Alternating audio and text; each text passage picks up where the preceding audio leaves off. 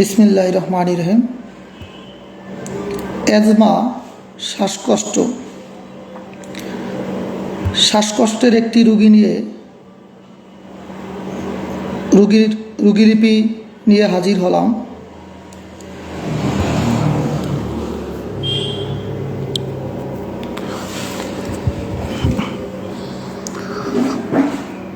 দশ 10,607 রোগীর serial number 6-11-23 রোগীটি দেখা শুরু করি। রোগীর নাম মোস্তাকিম, বয়স 20 বছর, পিসি প্রেজেন্ট, কমপ্লেন অ্যাজমা, শ্বাসকষ্ট 3 ইয়ার্স 3 বছর। কারণ যেটি জানতে পাই, ভ্যাকসিনেশান আফটার, টিকা নেওয়ার পরে, ভ্যাকসিন নেওয়ার পরে এই সমস্যাটি শুরু হয়। শ্বাসকষ্টর বৃদ্ধি, নাইট কোল্ড, রাতেবেলা, সকাল, বিশেষ করে ঠান্ডায়। পাস হিস্ট্রিতে স্কিন সাপ্রেসড ডিজিজ, সংক্ষেপে লেখা। এই চর্মরোগের জন্য মলম ব্যবহার করে, অয়েনমেন্ট। ফ্যামিলি হিস্ট্রিতে বাবার অ্যাজমা, মাদার ডায়াবেটিস। থার্স্ট, পিপাসা অল্প, অ্যাপিটাইট, ক্ষুধা অল্প, টাং ময়েস্ট, ডিজার পছন্দ, মাংস পছন্দ, পেঁয়াজ পছন্দ, অনিয়ন, সল্ট, লবণ পছন্দ। অ্যাভারশন, স্ট্রং কিছু পাইনি। স্টুল, মলের ব্যাপারও স্ট্রং কিছু পাইনি। অ্যাসিডিটি সমস্যা আছে। ইউরিন, প্রস্রাবে বিশেষ কিছু পাইনি। পারস্পিরেশন, ঘাম বেশি, কোপিয়াস বা প্রফিউজ। হিট কোল্ড রিলেশনে কাতরতায় রোগী শীতকাতর, সহজে ঠান্ডা লাগার প্রবণতা। Catches cold very easy. Mind সিমটমে anger, anxiety, fear, dark, fixed idea, dream falling. এই রোগীকে আমি ওষুধ থুজা নির্বাচন করি। থুজা কেন নির্বাচন করি? আমরা রেপার্টরি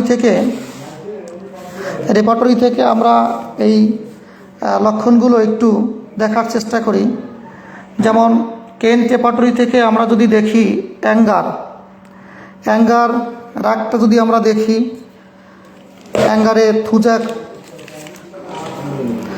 কেন্ট রেপার্টরি থেকে রুব্রিকগুলো যদি দেখি, অ্যাঙ্গার দেখেন থুজা সেকেন্ড গ্রেডে আছে। এরপরে যদি আমরা দেখি অ্যাংজাইটি, উৎকণ্ঠা, এইটা আমরা কেন্ট রেপার্টরিতে যদি এই রুব্রিকটা দেখি, দেখেন এখানেও সেকেন্ড গ্রেডে আছে অ্যাংজাইটি, থুজা সেকেন্ড গ্রেডে আছে। এরপরে যদি আমরা ফিক্সড আইডিয়া, আমরা জানি যে ফিক্সড আইডিয়া একটা গুরুত্বপূর্ণ, থুজার একটি গুরুত্বপূর্ণ লক্ষণ। যদি আমরা অ্যালেন কি নোটস দেখি, এই ফিক্সড আইডিয়া অ্যালেন কি নোটসটা আমরা যদি দেখি, দেখেন এখানে ফিক্সড আইডিয়া, অ্যালেন কি নোটসে থুজায় ফিক্সড আইডিয়া, দেখেন এখানে ফিক্সড আইডিয়া আমরা দেখলাম যে ফিক্সড আইডিয়া থুজার একটি গুরুত্বপূর্ণ লক্ষণ। এরপরে যদি আমরা বিশেষ করে জেনারেল সিমটমের মধ্যে যদি দেখি যে সল্ট, আমরা জানি যে নেকটামিওর বা অনেক ওষুধ আছে, থুজাও কিন্তু লবণ পছন্দ করে, সল্ট, সেটা আমরা একটু দেখি।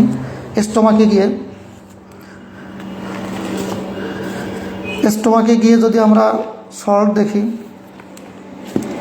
দেখেন এখানে স্টোমাকে এসে যদি আমরা সল্টে কিন্তু আমরা থুজা দেখলাম যে থুজা আছে।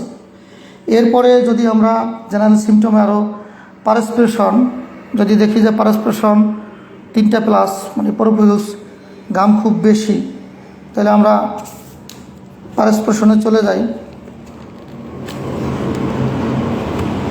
আমরা পারস্পর্শনে চলে যাই।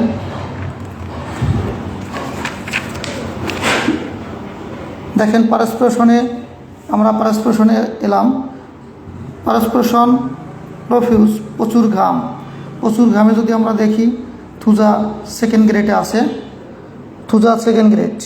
এরপরে যদি আমরা দেখি যে হিট কোল্ড রিলেশনে রুগী শীতকাতর, তাহলে আমরা শীতকাতর এটা আমরা কোথায় দেখব? জেনারেটিস অধ্যায় দেখব রুগী শীতকাতর। তাহলে আমরা কোল্ড ইন জেনারেল, দেখেন আমরা কোল্ড ইন জেনারেলে যদি আমরা দেখি থুজা সেকেন্ড গ্রেডে আছে। এরপরে যদি আমরা বিশেষ করে মাইন্ড সিমটমের আর একটি রুব্রিক রয়ে গেছে, যেমন ড্রিম ফলিং। এই ড্রিম ফলিং যদি আমরা দেখি যে ঘুমের মধ্যে পড়ে যাওয়ার স্বপ্ন দেখে, তাহলে আমরা কোথায় দেখব? আমরা স্লিপে দেখব। যেমন আমরা এই যে স্লিপে আসার পরে দেখেন আর ড্রিমস, উপরে লেখা আছে ড্রিমস, সাবরুব্রিক ফলিং অফ। যদি আমরা ফলিং অফে দেখি, এখানে দেখেন থুজা কিন্তু ফার্স্ট গ্রেডে, তাহলে পড়ে যাওয়ার স্বপ্ন, এটাও কিন্তু থুজার একটি গুরুত্বপূর্ণ লক্ষণ, মানসিক লক্ষণ। এরপরে যদি আমরা দেখেন অ্যাজমার সমস্যাটা যদি আমরা দেখি যে বিশেষ করে ভ্যাকসিনেশন আফটার, টিকার কুফল। আমরা জানি যে টিকার কুফলে অনেক ওষুধ আছে, সাইলিসিয়া, এন্টিমটার, অনেক ওষুধ আছে। আমরা একটু সরাসরি রেপার্টরি থেকে এই থুজার কুফলটা দেখব। বিশেষ করে জেনারেটিস অধ্যায় আসার পরে আমরা ভ্যাকসিনেশান, এই যে ভ্যাকসিনেশান আফটার, দেখেন ভ্যাকসিনেশান আফটারে কিন্তু আমাদের অনেক ওষুধ আছে। দেখেন এখানে কিন্তু থুজা ফার্স্ট গ্রেডে, সালফারও কিন্তু first grade, silicea first grade, ম্যালাডিয়াম ফার্স্ট গ্রেড। তাহলে আমাদের থুজা এখানেও আমরা ফার্স্ট গ্রেড পেলাম। যদি আমরা বৃদ্ধিটা দেখি নাইট কোল্ডে যদি আমরা দেখি, দেখেন থুজার আমরা যদি অ্যালেন কিনোটস বিশেষ করে অ্যালেন কিনোটস যদি আমরা থুজা ওষুধটা দেখি, এর বৃদ্ধি যদি আমরা দেখি, থুজার বৃদ্ধি দেখলে কিন্তু অ্যাট নাইট, দেখেন থুজা কিন্তু অ্যাট নাইট, রাতে বৃদ্ধি, ফরম কোল্ড, ঠান্ডায় বৃদ্ধি। আমরা কিন্তু এখানে বৃদ্ধিতে নাইট কোল্ড এটা কিন্তু আমরা পেলাম। এখন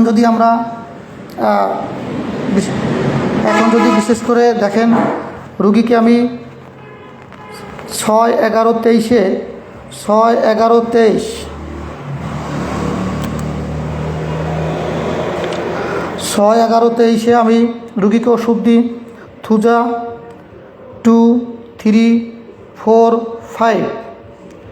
এরপরে যখন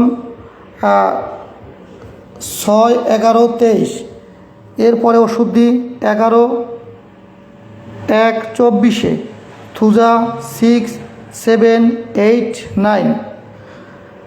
আলহামদুলিল্লাহ এরপরে রুগীর আর ওষুধের